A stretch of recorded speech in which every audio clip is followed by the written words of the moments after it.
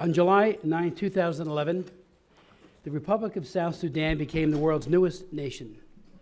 In a referendum held in January of that year, nearly 99% of the population voted to become independent from the Republic of the Sudan.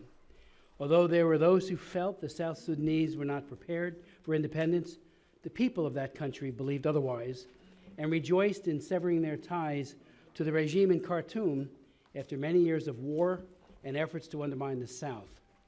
Unfortunately, the people's rejoicing was short-lived. The lack of infrastructure and transparent governance frustrated any hope of progress for this fledgling nation. Despite significant arable land, agricultural production did not increase, largely due to a lack of transportation and power infrastructure needed, which also prevented significant mining or manufacturing operations.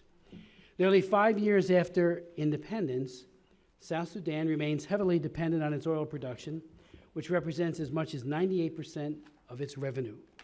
As the price of oil has fallen worldwide, South Sudan became the producer earning the least from each barrel of oil, estimated between $9 and $12 a barrel.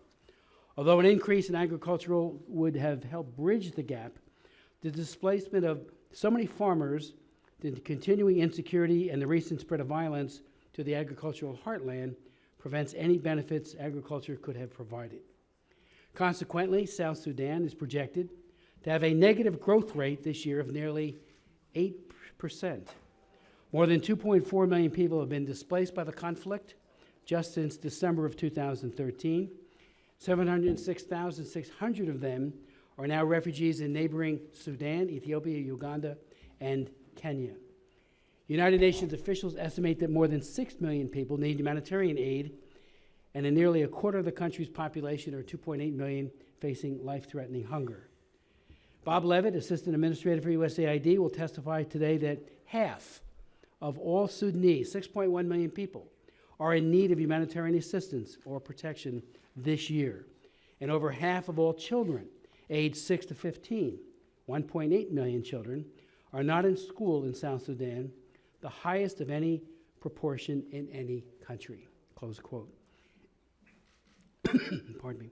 Efforts to address the needs of the South Sudanese people have been blocked by various fighting forces. At least 52 relief workers have been killed since the civil war began. And according to the United Nations, there are numerous reports of harassment, threats, and active hostility towards aid workers. Apparently, targeted attacks to prevent aid from reaching certain communities have meant that far too many people in need of help cannot be helped, even in UN compounds, which have also come under attack. Greg Simpson and I were scheduled to visit South Sudan on a trip that unfortunately coincided with the eruption of the violence in December of 2013, so that trip was canceled at the request of the State Department.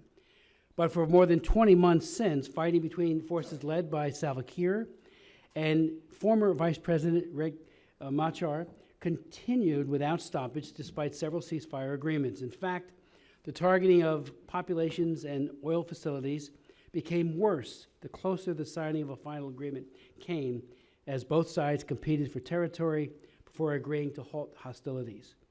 Unspeakable human rights violations have occurred, as documented by the African Union Commission of Inquiry on South Sudan, and UN reports have corroborated that. The interethnic violence, Dinka-Nuer conflict has now devolved into intra-ethnic animosity involving clans within larger ethnic groups.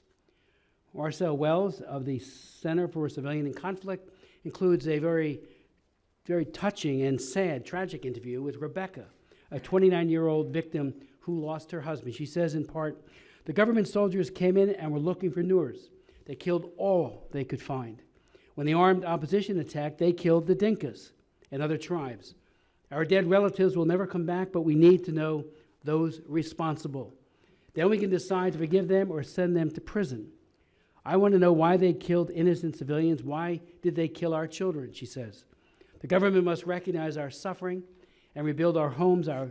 Once our homes are rebuilt, our children are back in school, we have medicine, and the guns have stopped banging in my head, I will have what I need. We should be honest that both President Salva Kiir and returning Vice President Machar don't control all the forces still in the field.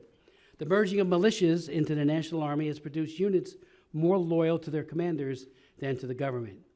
Meanwhile, Machar's hastily assembled rebellion also lacks strict chain of command. Therefore, achieving a lasting end to the fighting will take more than a peace accord, although hopeful that has been signed by these two men. The United States has played a major role in ending South Sudan's long and destructive war with Sudan and was instrumental in its independence. Since then, the U.S. government has been the leading donor, contributing approximately $1.5 billion in humanitarian aid. Today's hearing will examine the role of the United States, the role that it has played and continues to play in search of peace, stability, and prosperity. And I want to thank our very distinguished witnesses for the role they have personally played in that effort. The State Department will describe the successes and failures, hopefully, in the nearly 5-year effort. Witnesses on both panels will explain how the optimism of 2011 devolved to the barbarism we are trying to overcome today. Let me just say to all my colleagues that we look forward to their testimony. I'd like to now yield to Elliot Engel, the ranking member of the full Foreign Affairs Committee, for any opening comments he might have.